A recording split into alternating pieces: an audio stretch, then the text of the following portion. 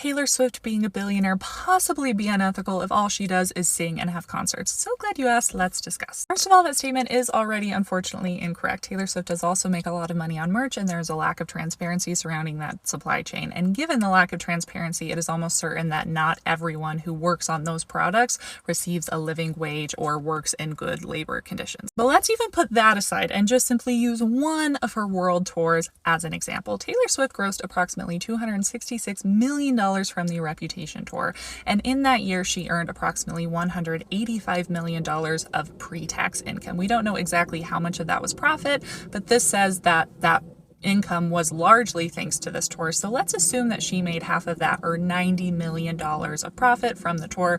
She most likely even made more than that. $90 million would be roughly a third of the commercial value of the $266 million tour. And so if Taylor Swift was being compensated fairly and proportionally for her labor, she should be producing approximately 1/3 of all the labor required to make this tour happen. But of course, we know that that is not happening, because while this tour absolutely requires Taylor Swift's labor, and while she should be compensated fairly and handsomely for that labor, it also requires the labor of thousands and thousands of working class people, all the way from people on Taylor Swift's own team to audio engineers to backup dancers to bodyguards to people setting up the stage and selling beverages and snacks, etc. And so let's give Taylor the absolute most benevolent benefit of the doubt and assume that all of these people are earning the equivalent of $90,000 per year for 40 hours of labor per week. They are almost definitely, the majority of them, making much less than that.